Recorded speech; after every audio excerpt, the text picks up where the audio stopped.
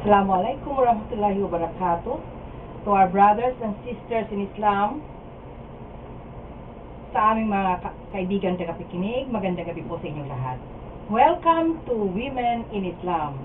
At hatid po sa inyo ng Liho Pilla Islamic Media Foundation. Bago po tayo magpatuloy, narito po muna ang mga kasama ko sa programang ito, Women in Islam, sina Sister Fatima at Sister Aisha. Assalamualaikum, sisters. Waalaikumsalam, sister. Alhamdulillah po, ngayong Webes ng gabi nito, nabigyan naman tayo ng Allah Ta'ala ng panahon para po makinig sa Women in Islam. Magandang gabi po sa aming po mga suki. Alhamdulillah. Sister Aisha. Assalamualaikum warahmatullahi wabarakatuh. Sa lahat po sa ating mga ginigiliw naming tagapakinig dito sa Women in Islam. Ang Women in Islam po ay mapapakinggan ninyo tuwing Huwebes ng gabi mula alas 8 hanggang alas 9 ng gabi dito sa DWWD Armed Forces Radio 1134 kHz. Maaari pong ipadala nyo ang inyong mga katanungan o komento tungkol sa aming programa. Pakitext lang po si 0918-526-3424. That's 0918-526-3424. Sa internet po naman, pwede po kayong mag-email sa amin sa islamradio@yahoo.com. That's islamradio@yahoo.com. At mapapanood din po ninyo ang lahat ng mga videos namin mula sa mga programa ng message at Women in Islam sa youtube.com/islamradioph. That's youtube.com/islamradioph. Ang mga audio files namin po ay libre nyo pong mapapakinggan at maida-download sa islamradio.mypodcast.com. That's islamradio.mypodcast.com. Ngayon, kung nais po ninyong humingi ng mga audio files sa CD, pakitext lang po kami dito po sa 0918-526-3424. Ito pong mga audio files sa CD, this is for the message and Women in Islam. Pati po yung Tagalog version. Libre po ito at walang bayad. Kung meron po dyan na nagbibenta ng mga lectures namin dito sa The Message at Women in Islam, tigilan nyo na po yan, Islam. Inaanyayahan din po namin ang lahat ng mga Muslim sisters po natin na nais mag-share ng kanilang mga karanasan kung paano sila naging Muslim at buhay ng isang Muslima. Ang programang ito ay hindi lang po para sa mga balik Islam o mga born Muslims. Ito po ay para sa ating lahat na sumasaliksik tungkol sa katotohanan ng Islam. May Allah guide us, all praises are due to Allah, and all mistakes are mine alone. Assalamualaikum. Thank you very much, Sister Aisha.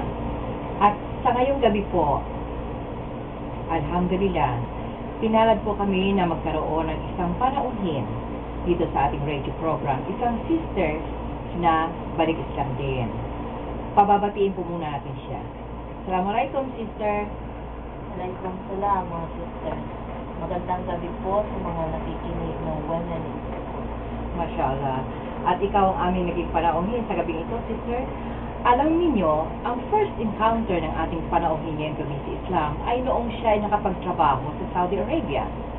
Pero, hindi pa siya nag-Muslim doon. Nang magbalik siya sa Pilipinas, saka siya nag-embrace ng Islam.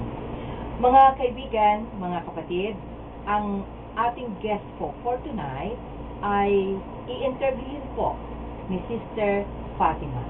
Sister Fatima? Alhamdulillah, sister. Assalamualaikum warahmatullahi wabarakatuh sa lahat po ng mga tagapakinig. Alhamdulillah po, ngayong gabi na Webes na ito para sa Women in Islam, mapalad po tayo ma-interview isang sister na tubong Samar. Assalamualaikum, sister. Waalaikumsalam. Alhamdulillah po, nakarating kayo may information. Alhamdulillah. Sister, gustong malaman ng mga tagapakinig natin ngayon kung paano mo natagpuan ang Islam, paano ka nagsimula. Kumbaga, sister, maikling kasaysayan ng pagyakap mo sa pananampalatayang Islam. Natagpuan ko po ang Islam through experience and observation. Yes. Unang-una po, nung papaalis na kami papuntang abroad. Mm-hmm. May nakasama akong mga Muslim na taga Mindanao at inobserbahan ko ang kanilang linggo. Mga 15 kami doon sa isang apartment na kami lang. So malaya kaming nakakakilos kung anong gusto namin, nagkakantahan, nagkakasayahan. Pero napansin ko yung 4 na sister is hindi sila nag-join sa aming pagka nagpipintuhan na kami ng mga kapilyuhan. Then, napansin ko rin sa kanila na ang budget namin doon, kahit na pangkalasan para sa amin lahat, pag nagluto kami ng baboy, is hindi sila kumakain at hindi sila nagreklamo na bakit ito ang niluto namin. Ito wala silang imig. Yung kilos nila na yun is nagugustuhan. Nung naging malapit kami, naobserbahan ko rin na kahit madaling araw, gumigising sila para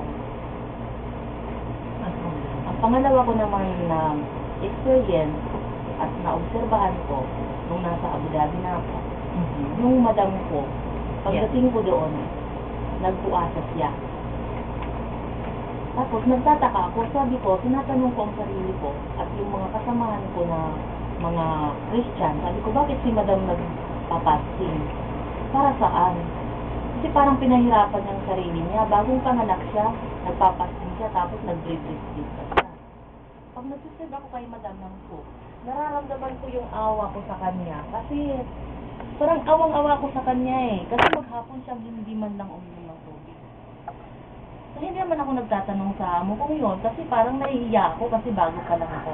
Din tinanong ko yung mga Christian na kasamahan ko, bakit naggaganyan si madam? Naawa ako sa kanya kasi nagbe-breastfeed din, nagpupuasa. Hindi pinaliwanag nila sa akin na si madam daw is nanganak ng buwan ng Ramadan at nagbabayan daw yun. Sabi ko ganon. Doon lang, naniwala na ako ng ganon. Na parang hindi na ako nagtanong, kontento na ako sa sagot nila na yun. Then, pangatlo ko naman experience nung dumating ang buwan ng Ramadan.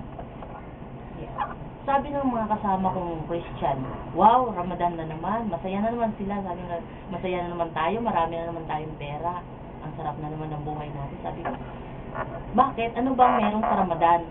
Basta, sabi ng ganon, basta antayin mo lang, dancing na. Then, dumating ang buwan ng Ramadan, is hindi kami nagluluto. Kami, pinababayaan kami na kumain, pero hindi namin nilulutuan ng amo namin. Sabi ko, asan yung masarap doon? Sabi niyo, maganda ang Ramadan. Tapos, ngayon, hindi naman tayo kumakain. Tapos, hindi sila nagbibigay sa akin ng paliwanag kasi mga Christian din naman sila. Yung pala, ang inaantay nila is yung end of Ramadan na pag may bumibisita, ay pumunta kami sa isang bahay ng namin, yung nanay ng amo namin. Pag dumadating doon ang mga bisita, alam namin na may dumating na bisita kasi may dumating na katulong. So yung parang base namin is nandoon sa kitchen. So alam namin may bisita. Maya-maya may pupuntang madam. Ilang kayo dyan? Tapos namimigay na siya ng pera.